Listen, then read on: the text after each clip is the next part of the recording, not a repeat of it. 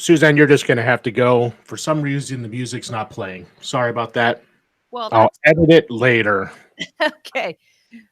Welcome, everybody, to the Wasatch Report. I'm Suzanne Sherman, your host for the next hour, with co host and producer Jeff Johnson at the control panel here on the Cerberus Radio Network, where we defend liberty and freedom from the flames of tyranny. Today is Wednesday, April 24th, year of our Lord 2019, and I am back from my little vacation. Jeff, I want to thank you and Junk Bond and Booger for doing some shows in my absence. Really appreciate it. I was hoping that I could possibly join you, but the Wi-Fi at these camping grounds is never optimal. And as you know, we have enough trouble with with my Wi-Fi and connectivity as it is. Want to remind you, follow us, facebook.com/Cerberus Radio Network. We have a fan page, CRN. Jeff, you may have noticed I sent a ton of invites. One thing I was able to do on my vacation, and I want to thank all of our new followers. I want to thank everybody that has been joining and sharing our posts and trying to spread the word. Really appreciate it. We have a SoundCloud page, a YouTube page. Like, follow, subscribe, share. I'm on Facebook, Suzanne Sherman's The Wasatch Report. Just this morning, I put up a few articles for you to see, and I'll refer those to you. One of it's about Julian Assange. We're going to discuss him more when Junk Bond Greg Carpenter, host of The Spy Who Loves Liberty and Liberty Minutes, is able to join us. We will also be talking about, let's see, a couple other articles. Oh, Facebook's new counsel was one of the architects of the Patriot Act. Nothing to see here, folks. And then I will also be sharing today my article that the 10th Amendment Center published, Weaponizing People for Political Gain is Nothing New. I hammered that one out before I left in response to Donald Trump's, likely in jest, proposal to send illegal immigrants, in quotes, because again, we know it's ultimately the state's decision, according to the Constitution as ratified, to determine who is here legally or not. We'll be getting into that article in a few moments. Also, SuzanneCSherman.com is my new webpage. All of my articles, my blogs, and if you go to the social media bars, it will take you directly to our SoundCloud and YouTube pages. So until we get an official radio website set up, that is your path to finding all of the stuff that we're getting out there. Jeff, how are you? It's been a long week. I missed you. Yes, you've been away forever. It seems like. We had a really good time. You know, when I left here, here's our little introduction for our local weather and wildlife scenario here, our update. When I left here, we were partially covered in snow. What grass I could see was brown, ugly. It was raining when I left, just dreary. And I came home yesterday in the middle afternoon to find lush green grass everywhere, the creek flowing. It was just amazing. And spring has finally found its way to Utah. The other thing is when I travel, I leave food out for my cats. And where I live, the other animals don't seem to respect the fact that the food I leave out there is for the cats and not for them. So accordingly, they kind of do what they want when I'm gone. And then when I come back, I settle the score. Well, this morning I brought the cat food in, but I forgot to bring in the bucket and cover the bucket that we're using to refill it. So I opened the door at about 5 o'clock. It's still dark to let the cat out. And I swear a skunk almost ran right in. It was right in the doorway. So that was my little episode. You know, when we were talking about that before I got on the air, Jeff, you said, "Oh, would the raccoons show up?" And I said, "I wish it had been raccoons." Oh, so that was my little adventure. Anything going on out your way in that regard? No, it is starting to green up here. We are my elevation's higher than we're pretty high up here, so we're just starting to bud out a bit. Down in the valleys, they're starting to leave out now, and it's starting to get pretty here. Starting to green up. Unfortunately, that means mowing lawns is coming and being outside and working in the yard, and so. Well, I'm But gonna go. I'm it's gonna go better get than winter. I'm going to go get some plants and start getting my greenhouse going. I had some chives that actually survived the winter time and they are growing and thriving. So I'm going to go get some more stuff. Also, some little bit of local news and Utah Motorsports Campus. The carts are available to be rented again.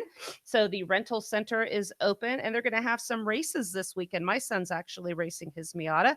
They have the NASA, National Auto Sport Association races, and SCCA Autocross. So if you're in the greater Salt Lake area or even want to drive further, come on out and say howdy. Also, my friend Alan Mosley, the Gold Standard, I actually appeared on his show, his podcast. They actually do a podcast pre-recorded. They do a great job. He actually had Ron Paul on a couple weeks ago, and I've been meaning to share that. But I had really wonky connectivity when I was gone. So I apologize to my good friend Alan. I was not able to get that out there. But check out his interview with Ron Paul. I posted that on the Suzanne Sherman's The Wasatch Report page. What a get that was. He said he had to find somebody really spectacular to top my appearance. He's just great. Jeff, did you hear about that boy that was, well, according to Reuters, he fell off the third floor at the Mall of America.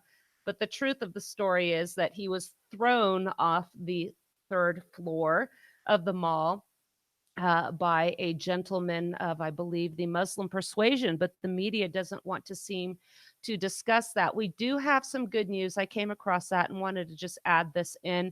He was a 5-year-old boy thrown from the third floor balcony at the Mall of America. By the way, that is a gun-free zone. In case you were wondering why criminals feel that they can roam freely there and commit this kind of carnage. Jeff, what do you think would happen if you could be armed in a place like that and somebody wanted to or started to throw your child over the edge of a balcony?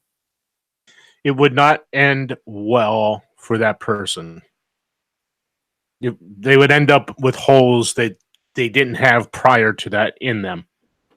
Colonel Jeff Cooper says, I'm going to paraphrase him, criminals do not fear the police. They do not fear the justice system. They do not fear judges. They do not fear juries. If we are to ever be safe, they must be taught to fear their intended victims. You know, I went to church with my friend in Mesa, Arizona when I was visiting them, and you can carry a firearm in church out there. Utah, you cannot. And it is primarily one of the reasons why I stopped attending church services here in Utah. So there's a really nice one that I like to listen to, and I listen to it online. But even if people say, well, you know what, just conceal carry, who's going to know? When you go to a gun-free zone, the criminals know that the likelihood of many people being armed is very slim. They can get out of there and create a lot more carnage and harm than they can in an area where they know people are armed. That's just the truth of it. But let me get back to this little boy really quick. The pastor of the family's church said the boy had gone through an MRI that lasted 5 hours and referred to the results as truly a miracle. They found no brain damage, not even swelling, no spinal damage, no nerve damage. Truly a miracle. The pastor said the doctors described the injuries as if, and I'm quoting, I won't use the word fell, he was thrown, as if he fell off a bicycle instead of off the third floor in the mall. You know, I think personal security, operational security, we refer to that as PERSEC and OPSEC. When you have kids and you're going to areas like this, my goodness, you have to keep them so close to you. You're surrounded with predators. It's a gun-free zone. You really need to behave accordingly and really keep an eye on your kids in places like that. I submit to you, I would not take them in an area like that. Am I being a little paranoid? I don't know. Just something to think about here. But what we really are experiencing, and I'm going to get into this in a little later in the show, is I have an article I want to share that a friend of mine sent me, and it's from the National Post. It's a dark time for Christianity across the globe, and the West doesn't care. Why don't they care? Because we've been indoctrinated by the trifecta of evil I talk about all the time: our government, the media, and the entertainment industry. And Christians better start getting tough in this regard. So we'll get into that in a little while. While I was gone, I want to share a quick story. Went out to the desert. I have some good friends in the Mesa area, and they're based out of Mesa and also Missouri. And that is Ancient Wisdom Survival School. I had posted that I was out there, and a friend of mine said, "Hey, you need to get in touch with so and so. He's right there." So we went back and forth in Facebook Messenger. And I said, "Well, we're at IHOP. Come on over." So we had breakfast together. And then on that Saturday, my good friend Justin, he took us out all to all these different places in the desert. We went exploring and it was a lot of fun. But Jeff, it is really hot. And, we love to talk about preparedness and survival out here. So I thought, why don't we spend a few minutes on talking about this? Because I did a lot of travel, went through a lot of desolated area, beautiful roads out there, going through southern Utah and Arizona. Again, very remote places. We talked about vehicle preparedness for wintertime. We'll do more for summertime, but also water, water, water. A lot of areas with no cell activities. Let people know where you're going to be, when they can expect you, so they can narrow it down where to find you if you kind of get a little bit lost. So our good friend Justin took us out. We did a lot of stuff. We built some fires around the lake. My son, we were working with ferro rods and looking at some of the different types of plant materials. If you want to learn more about this kind of survival, again, if you think it's never going to apply to you, think about that family that we talked about. I think it was the Kim family that was stranded in the snow. Primitive survival skills would have helped them. You might just be going out on a trail. What do we say, Jeff? We were just. This can happen to anybody. And if you don't have the equipment that you need with you, primitive survival skills teaches you how to survive with what is available to you. It's a really fun set of skill sets to learn. It's a lot of fun. And if you're interested, contact the guys at Ancient Wisdom Survival School. If you're also interested, I can, reach out to me personally and I can set you up with some other people. Interestingly enough, Jeff, I think I told you this a while ago. A couple years ago, I sat on an airplane next to a teenage boy who was flying home to visit his family, and he had been sent out here to Utah, and he was sent to wilderness therapy. He'd spent over a year in that because he was addicted to video games and had difficulty with his parents. You don't have to spend thousands and thousands of dollars. Get your kids out, get them to these schools, get them to learn. We had a lot of fun. This is just something that once upon a time, this is how people used to live. And not that long ago, people knew how to build fires without, guess what, a Bic lighter. So fun stuff. Get in touch with me. Reach out to us at Cerberus Radio Network, and we'll get you set up with some classes and some experts in your area. Jeff, I came across an article about the benefits of drinking water. Really, really important now. The weather's getting warm. People are going to be getting out. How many times have we seen stories on the news where people get caught out in the desert and they have no water, or any situation where they run out of water? So I thought it's really important. Stay hydrated. Let's get into the benefits of drinking water. This isn't for a survival situation, but I thought with the summer coming up, it's really easy. And in fact, I think it's even imperative in the winter, because when the winter, you're not as thirsty, but you're out there in the cold, or even if you're just sitting around in the house and you're just not feeling thirsty because you're not expending a lot of energy. One, it lubricates the joints. As we get older, Jeff, are you appreciating that we want good, healthy joints? And I mean the ones that are in our body. Yeah. Yes, I'm definitely getting older. I can feel my knees and my shoulders a lot more than I used to. Dehydration can reduce the joint's shock absorbing ability, leading to joint pain. Wouldn't it be easier to just stay hydrated, get the water you need, than pop in a leave or ibuprofen a few times a day? Delivers oxygen throughout the body. Did not know that. Here, when I live at the high altitude, I really understand this is necessary. Boost skin health and beauty. I do notice a difference in my skin when I drink a lot of water. It cushions the brain, spinal cord, and other sensitive issues. Regulates body temperature. Again, out in the desert where I was, really, really important. Digestive system depends on it. Enough said. Flushes body waste. See above. It helps maintain blood pressure. The airways need it. When dehydrated, airways are restricted by the body in an effort to minimize water loss. I was just going to say, asthma patients take heed. This can make asthma and allergies worse. makes minerals and nutrients accessible, prevents kidney damages, boosts performance during exercise, helps with weight loss, and reduces the chance of a hangover. I have zero chance of a hangover. I finally learned my lesson at the ripe old age where I am at now. But we'll post this. I thought it was very informative and thought we'd throw a little bit of preparedness in with our show today. Any comments you have on that one, Jeff? Yeah, it's just as soon as it gets hotter, you just need to increase your intake. I mean, everyone's seen the stories about it as far as the human body can go so long. It is very dependent on the person. It can be anywhere from 2 days to 7 days without water before your body's going to shut down. So just stay hydrated. And the hotter it is, especially out there in the desert where you were, Suzanne, you needed to be really on top of the water because it's dry air. So you are losing the water from your body, but you don't even know it because you're not sweating. It evaporates so fast in that dry heat. So just keep that in mind. If you're in dry heat, just keep hydrated. Yep, You have to absolutely. have the water. And again, it's absolutely fascinating to go out and spend time with some of these primitive survival experts like my friend Justin. And his friend Tony is the one that sent him my way. Now, Tony is one of the guys that was on that show Bushcraft Build Off. That was a Discovery Channel series that, again, was filmed in my backyard. And he came out here to visit with a few friends that he introduced me to. So it's really neat, this community, how it all came together. But great source.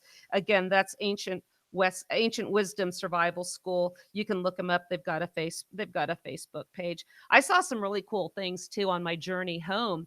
I was driving up on 89 from the Bryce area by a town called Marysville, and I saw a sign that said the childhood home of Butch Cassidy. So I got out there, and it was just absolutely fascinating. It was very well preserved. It reminded me of the town of Bodie, which was maintained what they called a state of suspended. I think it was. Oh, I forgot what it was now, but they kept it in the state as where it was. So when you look in there, it looked just like it did at the time. It wasn't restored. It was a very cool thing to see. Lots of little finds. I dumped a bunch of pictures on Facebook and said, enjoy the journey. It can be just as amazing as the destination. And that's one of the reasons I love traveling in my RV and I love sharing stories about it. But again, folks, be prepared, plenty of water, keep your vehicle in top shape, and let people know where you are going. Let's see. While I was gone, our good friends at the 10th Amendment Center published one of my articles. And I know this story's a little bit stale, but again, didn't have time to talk to everybody while I was gone, didn't have the ability to do that. Recall Donald Trump's statement that he was going to send illegal immigrants to the sanctuary cities. And what we saw was conservatives cheering this on and thinking that an egregious overuse, illegal, unconstitutional use of executive power was great. They didn't like it when Obama was doing it, but now it's our turn. And boy, howdy, are these guys going to pay the price. But these are the same people that took exception when the Democrats say, boy, it's going to be our turn when we're in power. Folks, this whole political going back and forth benefits one entity and one entity only, not the Democrats, not the Republicans, but big government. You got to think in terms of what this government was authorized to do, what was reserved to the states by the states when they created this general government. So let me get into this article. It's called Weaponizing People for Political Gain is Nothing New. And again, people were saying this is a great way. And oh, by the way, don't take him seriously. But we really need to think again on the big picture. So I hear these stories and I have a take that I don't hear other people covering. So I just want to take the time to share my thoughts on it. So if you'll recall, on April 12th, the LA Times published an article that was called Trump Threatens to Dump Immigrants into California's Sanctuary Cities. And this article explains that the plan involves busing migrants held in detention centers near the border and releasing them into districts of Democratic lawmakers who oppose the president's immigration policies. Note here it says the president's immigration policies. The president isn't authorized under Article 2 to have any immigration policies, none whatsoever, nor, by the way, is Congress. Heads exploding. Trump told reporters that California certainly is always saying, oh, we want more people. And they want more people in their sanctuary cities. Well, we'll give them more people. We can give them a lot. We can give them an unlimited supply. Let's see if they're so happy. There's nothing in these statements that I'm saying here to leave, or as I quote him, to leave anyone with the impression that he is concerned about the consequences or the legality of this proposal. Again, none of the presidents we've had really care. According to the Times, and now Times all of a sudden is interested in the limitations of executive authority, something that was non-existent during the 8 years of the previous administration, but I digress. Here's what they ask. It's not clear what legal authority, if any, the government would have to transport detainees a long distance before releasing them. Let me refer you to my article, also published by the 10th Amendment Center, called The Constitutional Solution to Immigration. You can find that on my webpage, SuzanneCSherman.com, and it is under Suzanne's articles. Go to the pull-down menu. So as I explained there, the federal government has no constitutional authority to declare whether immigrants are here legally or not, much less the authority to bus them to other cities. Article 1, Section 8, Clause 4 empowers Congress to establish uniform rule of naturalization. Naturalization, as we have said time and time again, is a process by which an individual becomes a United States citizen. It has nothing to do with immigration, and that is controlling who may or may not cross the country's borders. Referring you also to Federalist number 39, James Madison explained that establishing the Constitution would not be a national, but a federal act. Well, what does that mean? Because unfortunately, these days, people consider federal and national to be synonymous, and they're not. They were the antithesis of each other when the Constitution was proposed. In fact, the proposal of a strong central or national government almost resulted in the delegates all walking out and ending the whole convention whatsoever. That would have been fantastic in my mind, but I digress. So what this means is, in terms of immigration, the authority to control immigration rests with the states. Accordingly, they should be fiscally responsible for the consequences of the policies in this area. People are confused. Again, they consider immigration and naturalization to be synonymous. Another source of confusion is an erroneous interpretation of the supremacy clause found in Article 6 of the Constitution, which states, in relevant part, that the Constitution and the laws of the United States made in pursuance thereof are the supreme law of the land. Now let's look at the 10th Amendment. The 10th Amendment says that the powers not delegated to the United States by the Constitution, nor prohibited to it by the states, are reserved to the states respectively or the people. Accordingly, the power to determine immigration statuses and policy rests with the states. The administration has no authority, neither this administration, any previous, or any subsequent, that has any authority to detain immigrants or bus detainees anywhere, let alone to the district of political opponents. Former President Obama was accused of abusing the system in the same manner, and he used his refugee policy to plant Muslims in areas politically opposed to his administration. One of the consequences was the election of Democrat Congresswoman Ilhan Omar of Minnesota, a Somali who married her brother so she could stay in the United States.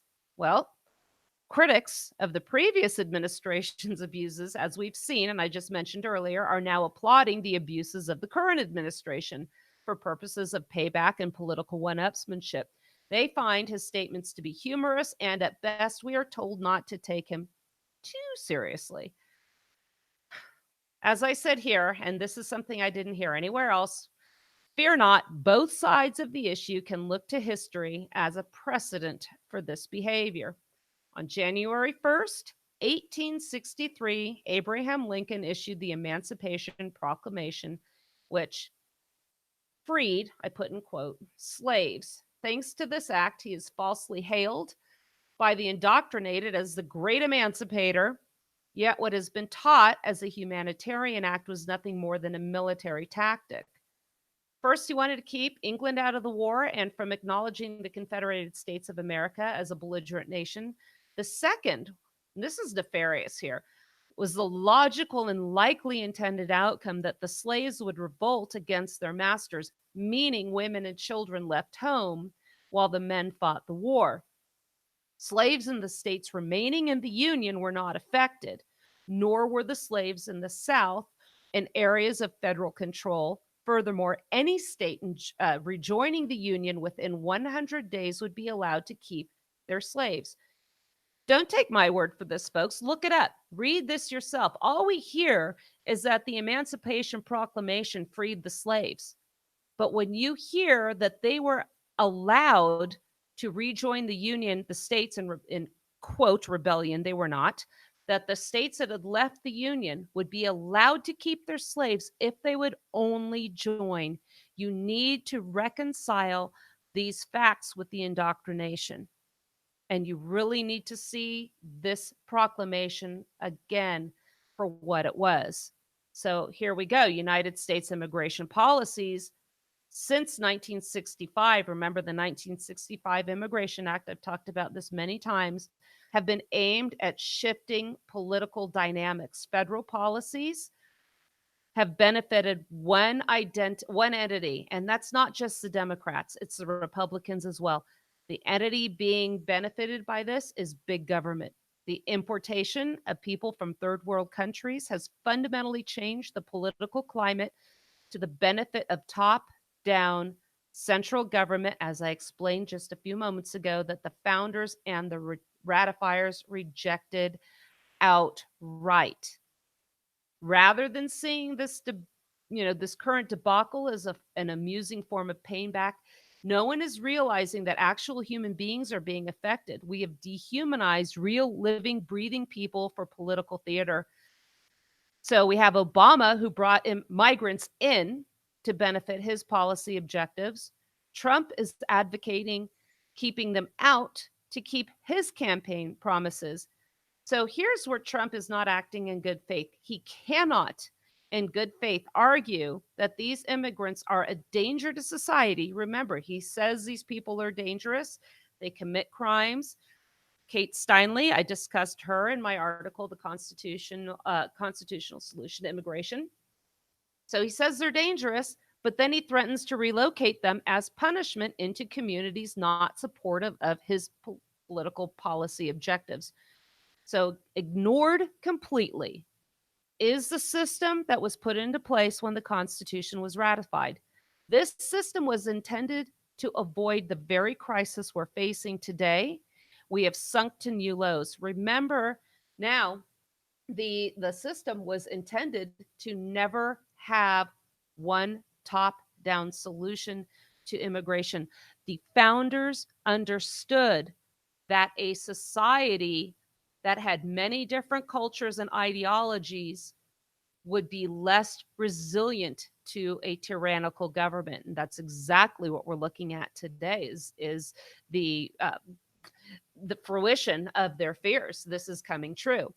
So those who care not for the rule of law claim they are right and demand open borders. Those citing the Constitution claim they are right and demand the nation's borders, pardon my French, be shut down and illegals removed. Both sides are guilty of failing to understand the original intentions of the Constitution was put in place to ensure that the states would be the ones to determine who would remain within their sovereign borders.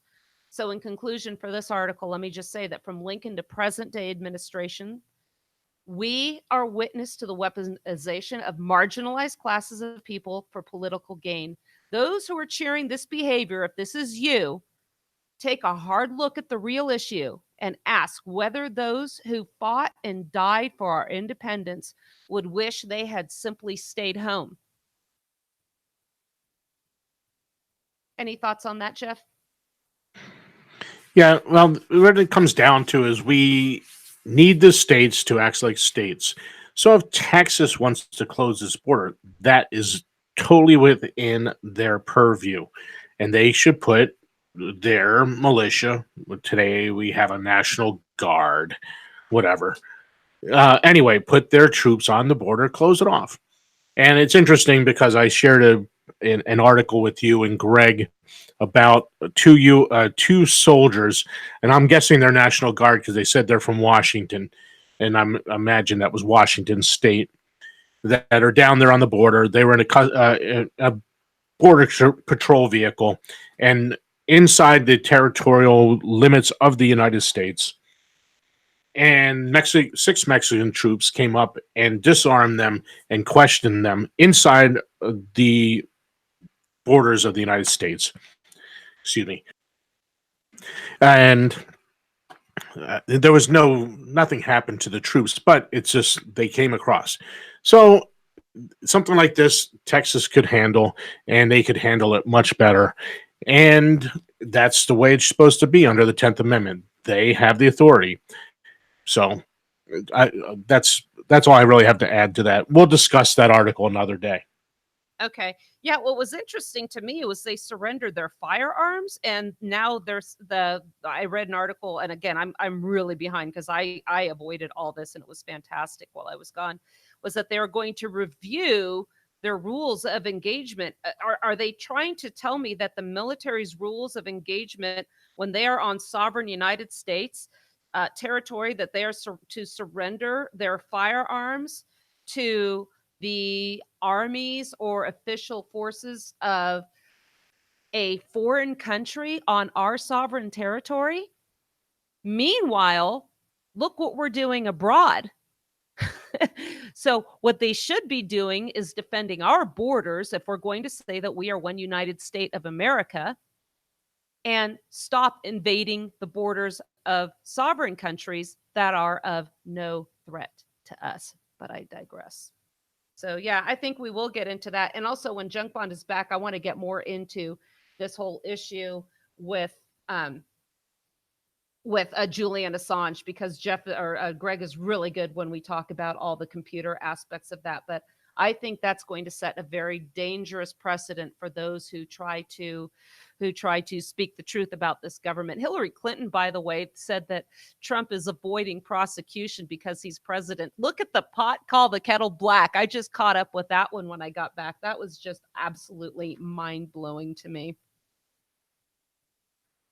Let's see. Oh, the other thing too, when I went to St. George, we're kind of playing catch up today in case you guys haven't noticed. When I was driving to St. George and I arrived, I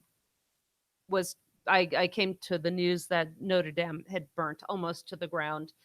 And there were some tourists from France, and we were out by the pool. And I asked them about that. And you'll love this, Jeff, because I asked them, so what do you think about the news today? Oh, it's very sad, but it was an accident, c'est la vie.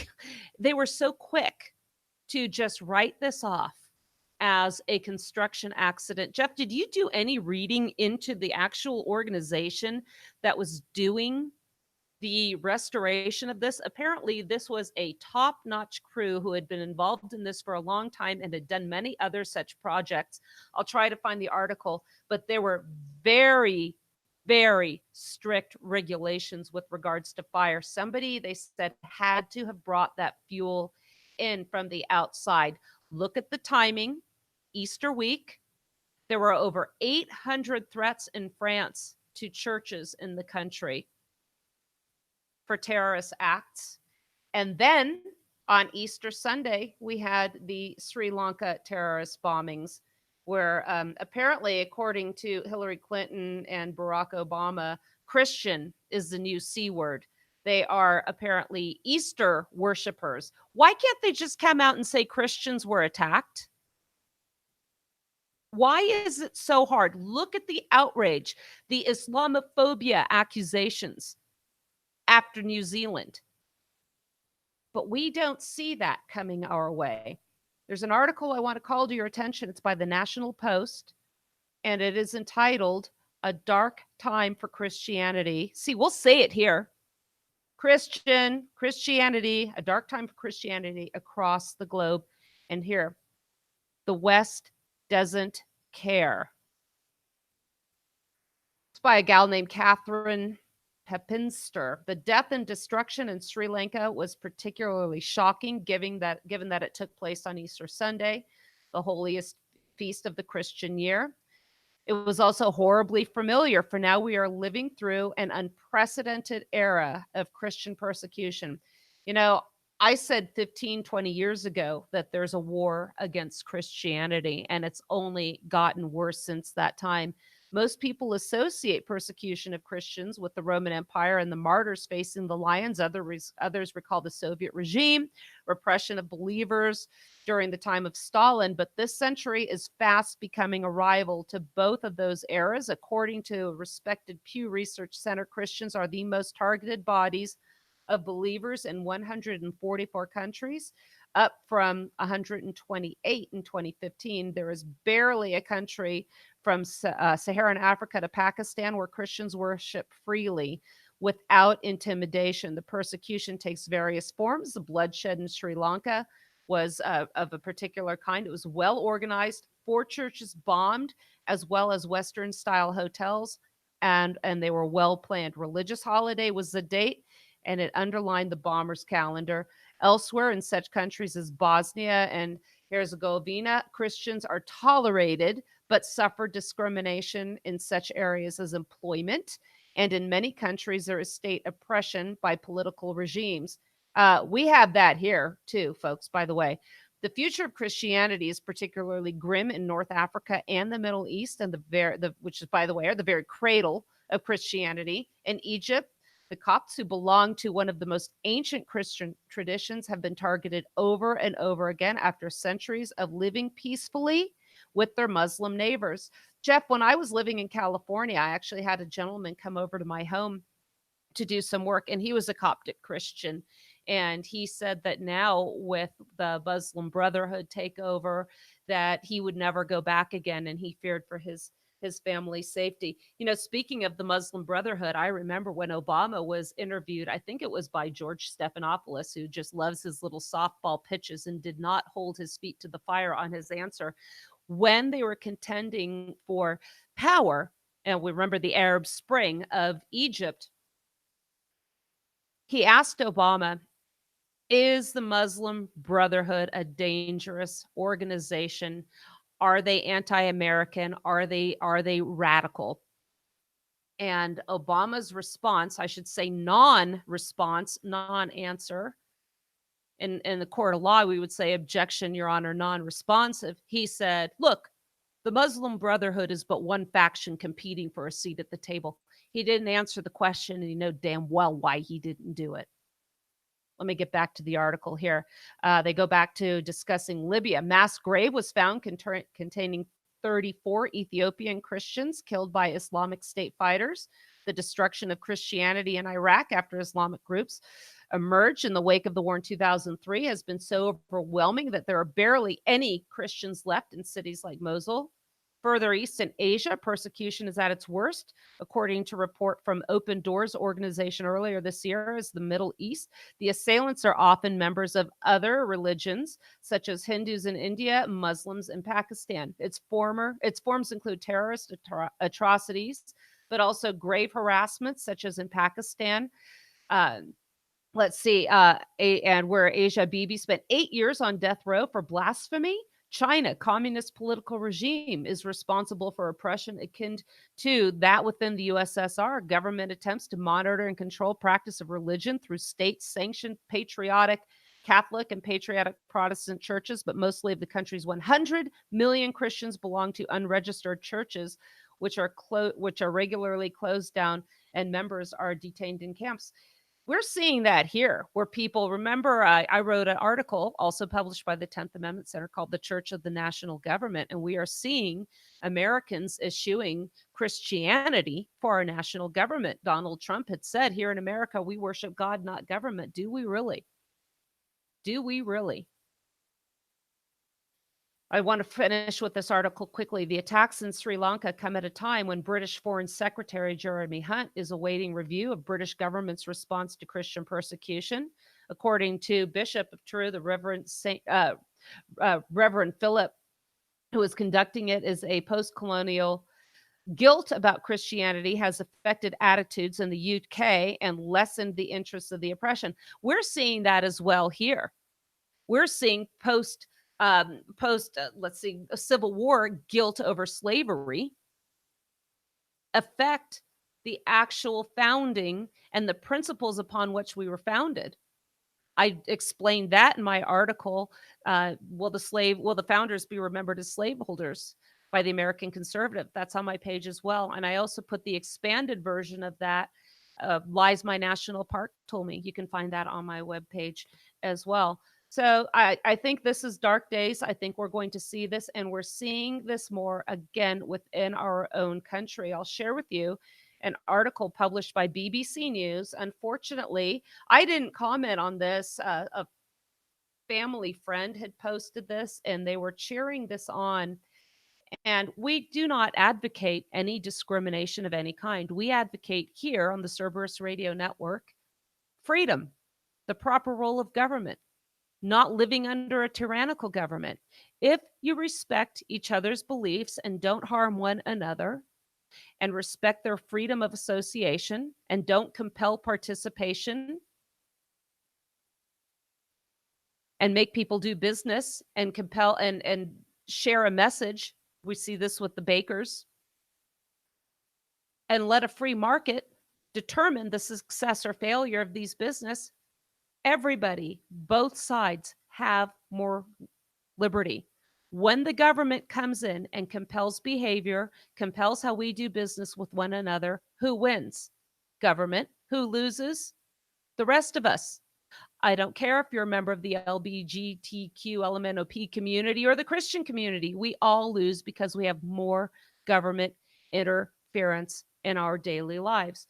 So here people were cheering on Canada's Supreme Court. Again, I don't like to focus on other countries, but what we're seeing here is an attitude.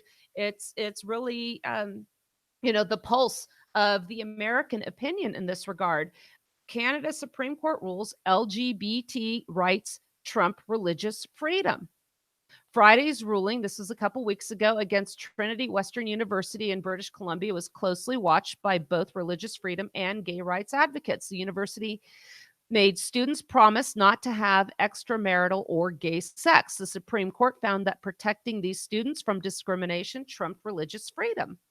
The Evangelical University finalized its proposal for a law school in 2012 and applied for accreditation in every province so that its students could be called to the bar anywhere in California. So again, this is what happens when you get in bed with the government and seek government accreditation. Jeff, would you be comfortable going to a school that didn't have a government accreditation and had the freedom to teach the beliefs that you are seeking to learn and the values that you want to adhere to in your life? What is so wrong with that? Why do you have to have the G stamp on the school you go to? I'll tell you why. Because you want something that businesses will recognize and find acceptable for you to go to. We were discussing this before the show. Jeff, did you want to share any of your thoughts on this? Well, it's coming here. We'll see that type of ruling. Well, we've already had it with the federal courts ruling that the states must obey their decree about gay marriage. So it's coming here. Christians are a second-class citizen. Their rights are somehow subservient to other people's rights. Quite honestly, the right to worship as you see fit is an actual right. The right to have sex or to dress as you want is not a right. That's just a preference. There's no guarantee in life that you can have sex any way you like. That's a private issue between adults, period. It's nothing to do with rights. But they're going to make it a right here as well.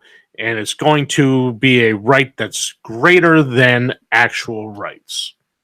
And this is the thing, we're not seeking equality here. What they're seeking is superiority. This is a preferred status of one group over another. And this was how one person defended this decision and said this is good. And tell me if this has anything to do with the rule of law, the proper role of government, or personal private behavior. I think this is good because love is the most important commodity in the world. No matter who the love is between, religion should not come before love. Who's talking about this? The problem isn't love, it's sin. Okay, but again, we can see sin as a behavior that we choose not to participate in, but don't we have the freedom to share that message or decide we don't want to?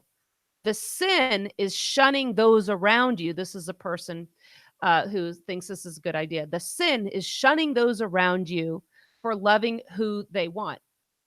Okay. So Jeff, we all have people we choose to be friends with and people we choose not to be friends with. Where do you draw the line? It's okay. So now it's not okay to shun people. So let's say we have a gathering.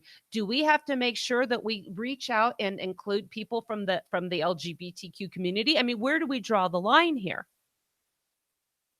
A baker chooses. Go ahead. I was just going to say, I mean, there is no ability to draw the line. I mean, you're going to be forced to comply.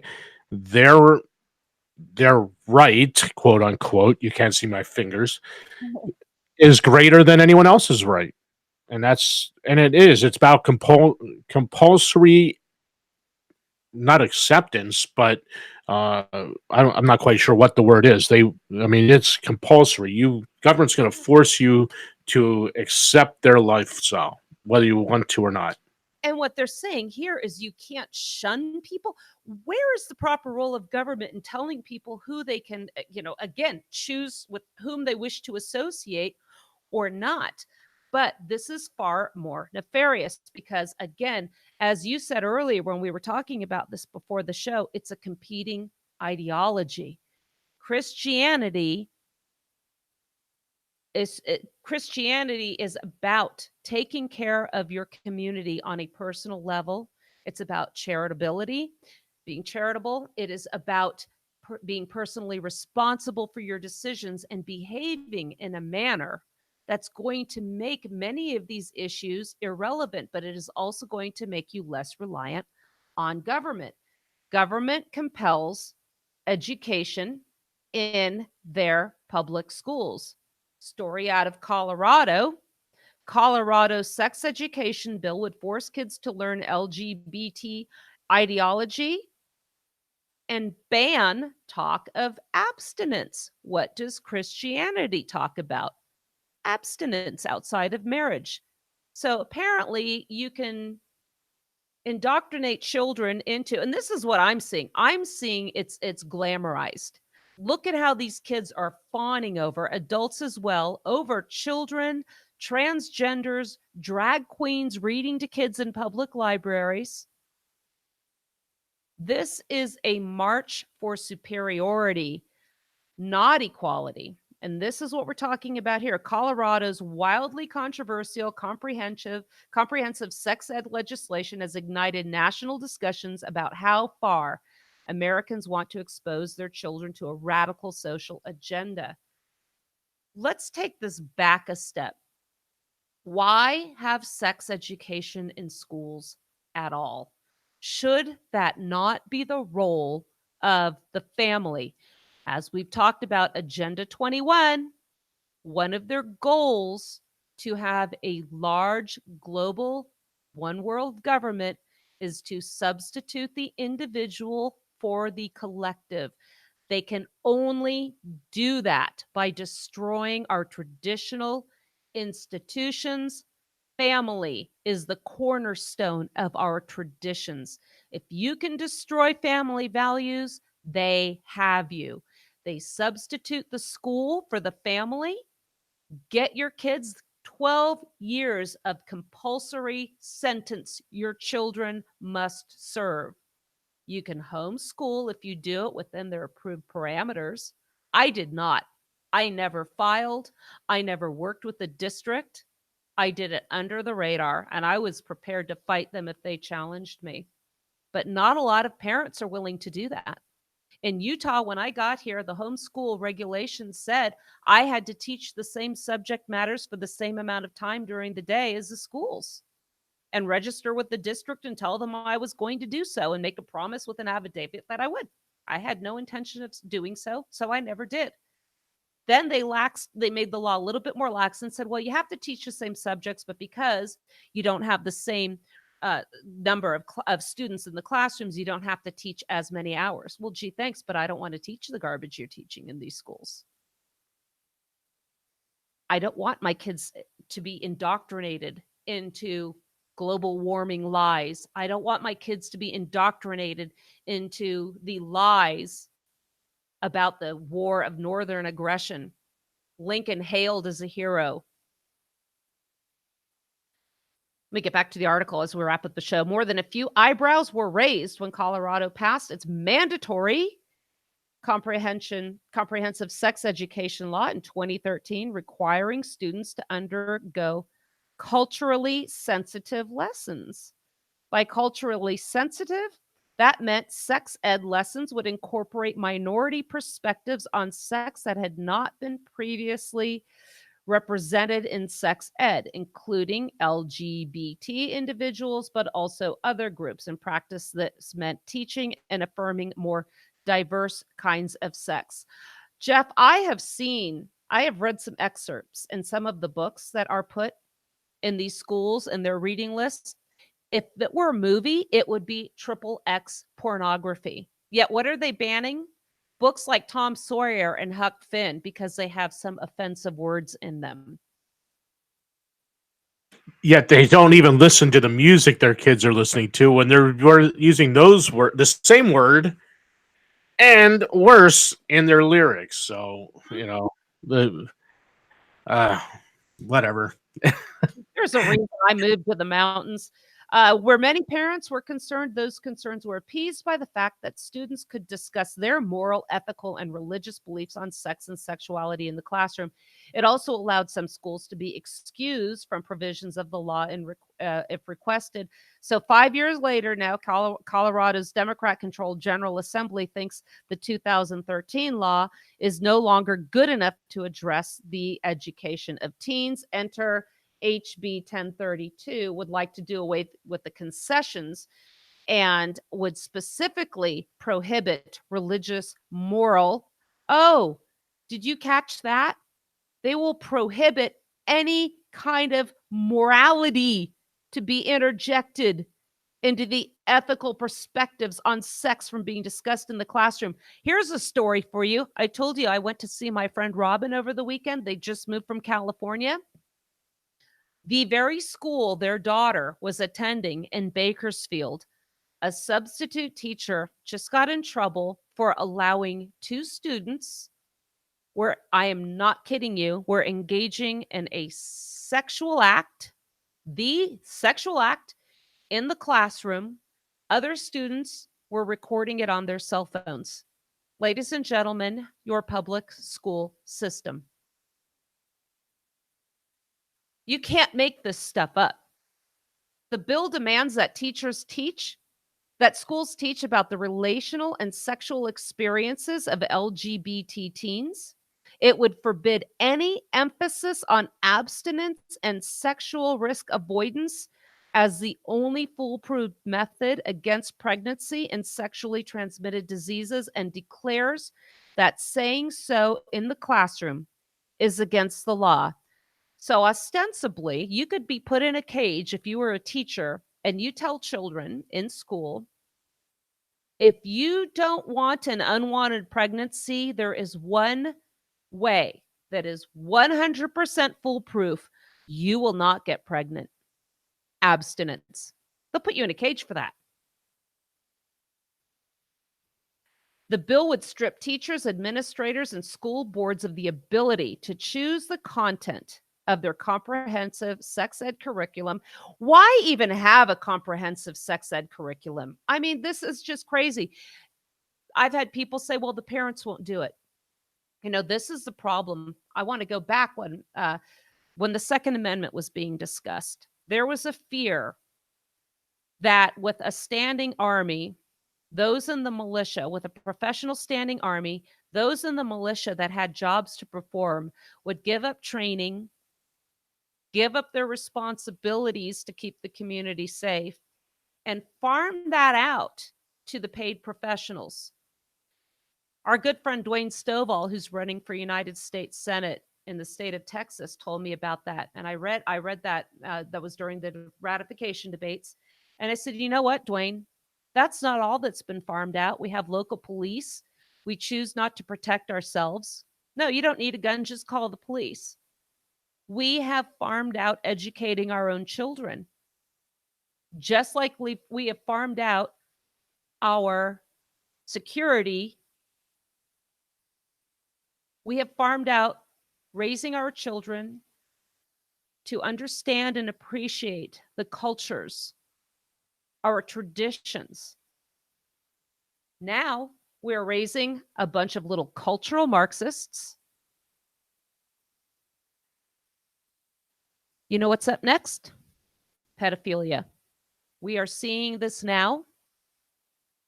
We have people saying pedophilia is a sexual preference.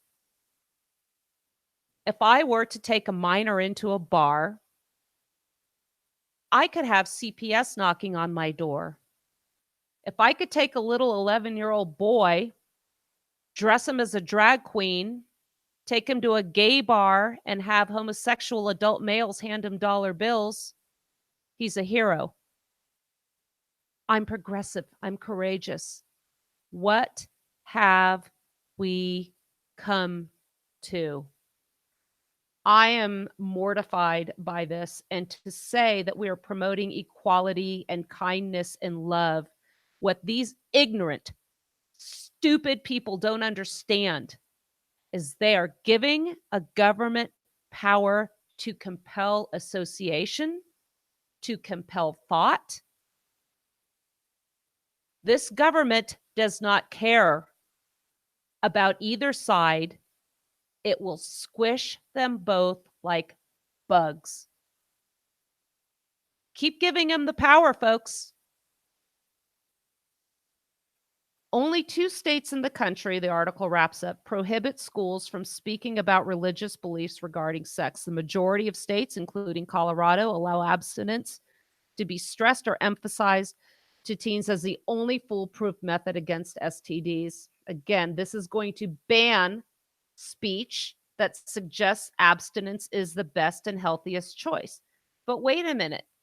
Don't these people want free speech? Only some speech, apparently. The majority of American teens are choosing abstinence, that says. I hope that's the case. Colorado teens have a lower rate of sexually transmitted diseases and unwanted teen pregnancies than the national average. Prohibiting emphasis on abstinence isn't the only instance of Colorado legislature attempting to place words into the mouths of teachers and the ideology into the hearts of our children. It would require that teachers who discuss pregnancy outcomes like adoption and parenting also discuss abortion. Well, we're seeing now where abortion laws are taking us. You can abort a baby up till the time of delivery. As we know, a baby on the day of delivery, my second son was born at 35 weeks. He was able to put a bottle in his hands and shove it to his mouth. We had an emergency delivery. His blood sugar was low. His dad held him. I was still under in surgery. And he put his hands on that bottle and put it in his mouth. That same baby who recognized hunger, do you not think that baby's going to recognize pain? Folks, we are surrendering all that should be held precious to us.